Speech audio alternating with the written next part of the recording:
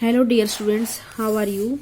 I hope you all are fit and fine at your home. Students, we are starting our chapter 5, Working of Institutions, class 9th. We are starting from here.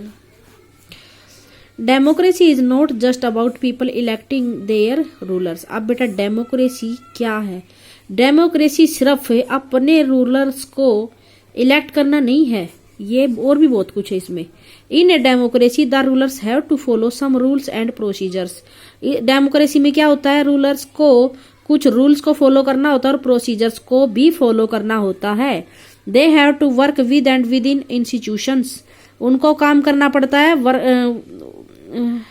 Institutions के साथ भी और institutions के अंदर भी। Institutions क्या होते हैं, कोई भी संस्था, जैसे आपका स्कूल है वो एक एजुकेशन इंस्टीट्यूशन है।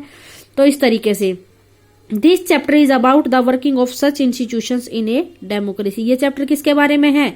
इसी तरीके के डेमोक्रेसी के इंस्टीट्यूशंस के बारे में है। और कौन से डेमोक्रेसी के इंस्टीट्यूशंस अभी आगे आएगा, जैसे लेजिस्लेचर, एग्जीक्यूटिव और जुडिशरी, ये जो है इंस्टीट्यूशंस है डेमोक्रेसी के। We try to understand this by looking at the manner in which major decisions are taken and implemented in our country. हम इसको समझने की कोशिश कैसे कर सकते हैं, जैसे कि बहुत बड़े बड़े जो डिसीजन होते हैं वो किस तरीके से लिए जाते हैं और उनको किस तरीके से हमारे कंट्री में इम्प्लीमेंट किया जाता है, यानी कि लागू किया जाता है। We also look at how dispute regarding these decisions are resolved, और जो भी डिस्प्यूट इस तरीके से आएंगे, इन डिसीजंस से आएंगे, उनको कैसे रिजोल्व किया जाएगा। In this process we come across 3 institution that play a key role in major decision, और इस प्रोसेस में हम 3 इंस्टीट्यूशंस के बारे में पढ़ेंगे जो एक की रोल प्ले करते हैं हमारे बड़े बड़े डिसीजन में। तो सारे बड़े डिसीजन तो यही लेंगे, लेजिस्लेचर, एग्जीक्यूटिव और जुडिशरी। ये रूल बनाएगा, ये रूल को लागू करवाएगा और ये कोई डिस्प्यूट होने पर ये न्याय करेगा।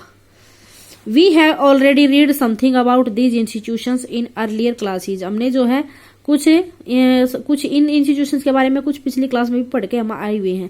Hair we shall quickly summarise those and move on to asking larger question. उसको हम जल्दी से समराइज कर लेंगे और बड़े क्वेश्चंस पर चलेंगे, बड़े मुद्दों पर चलेंगे। In the case of each institution we ask what does this institution do.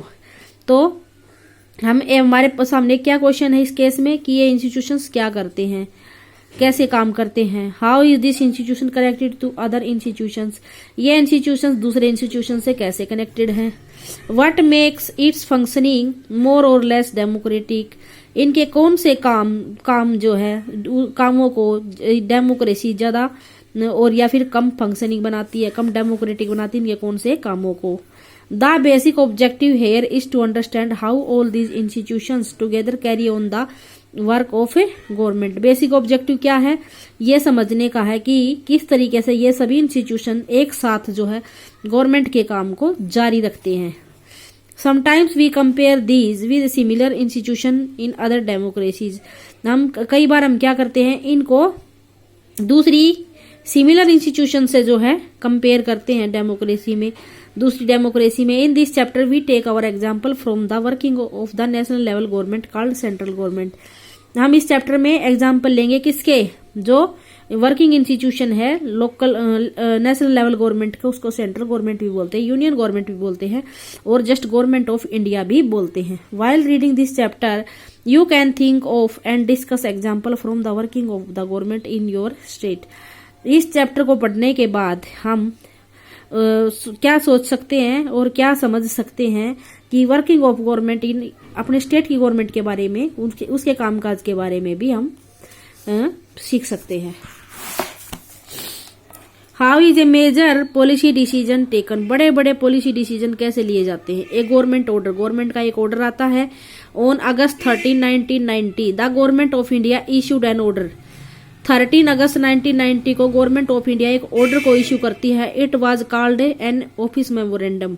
ये क्या था, एक ऑफिस मेमोरेंडम था। लाइक ऑल गवर्नमेंट ऑर्डर, जैसे कि गवर्नमेंट के और ऑर्डर होते हैं, गवर्नमेंट कोई भी ऑर्डर निकालेगी उसको ऑफिस मेमोरेंडम बोलेंगे। It has a number and it known by office memorandum number. इसका एक नंबर था, ये नंबर ये था।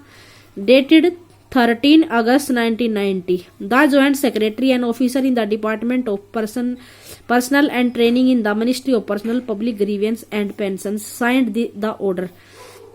ज्वाइंट सेक्रेटरी ने, कहाँ का ज्वाइंट सेक्रेटरी है वो? Department of personal and training in the ministry of personnel public grievance and pensions, उसने इसको साइन कर दिया इस ऑर्डर को। और फिर क्या हुआ? It was quite short, बेयरली 1 page, ये बहुत छोटा सा आदेश था, मुश्किल से एक पेज का। It looks like an ordinary circular और notice that you may have seen in school. ये इतना छोटा था, इतना ऑर्डिनरी सर्कुलर दिखाई दे रहा था, जैसे आपने अपने स्कूल में भी कभी ना कभी देखा होगा circular. The government issued 100 of order every day on different matters. Government जो है 100 ऑर्डर्स डेली, सैकड़ों ऑर्डर डेली जो है इश्यू करती है, और अलग अलग डिफरेंट मैटर पे होते हैं वो। But this one was very important, ये तो बड़ा इंपॉर्टेंट था। क्यों? And became a source of controversy for several year, और ये कई सालों तक विवाद का विषय बना रहा, कंट्रोवर्सी बना रहा, यानी कि इस पर झगड़ा सा चलता रहा। Let us see how the decision was taken and what happened later. देखते हम कि ये डिसीजन कैसे लिया और क्या हुआ उसके बाद। देखो, मैंने आपको क्लास में भी बताया था कि एससी और एसटी के लिए रिजर्वेशन हमें आजादी के टाइम पर मिल गया था, लेकिन ये 27% ओबीसी के लिए जो हमें रिजर्वेशन मिला ये बाद में मिला था। तो तब ये 1990 में मिला था, और उसके बाद ये कंट्रोवर्सी का सब्जेक्ट जो है बना रहा कई सालों तक। The order announced a major policy decision. इस ऑर्डर ने क्या किया? कई सारी पॉलिसी डिसीजन जो है अनाउंस किए।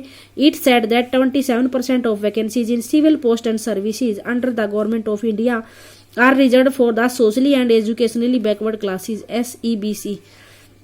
क्या बोला गया? 27% वैकेंसी जो है रिजर्व कर दी जाएंगी सिविल पोस्ट में और सर्विस पोस्ट में under the government of India. Government of India में किसके लिए? Socially and educationally backward classes के लिए, यानी कि ओबीसी वाला ही है ये। SEBC is another name for all those who belong to caste that are considered backward by the government.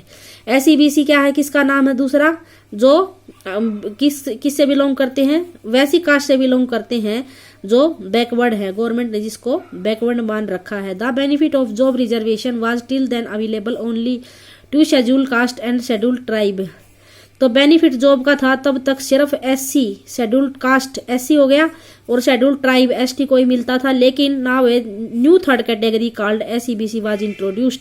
एक नई तीसरे नंबर की कैटेगरी लेकर आए जिसको SEBC बोला गया। Only person who belong to backward classes were eligible for this quota of 27% job. और इसमें क्या हुआ? इन लोगों को 27% कोटा जॉब में मिलने लगा। Others could not complete for this job, दूसरे जो है इन जॉब को भर नहीं सकते। ये बेटा अगली वीडियो में करेंगे। Okay, thank you, have a nice day.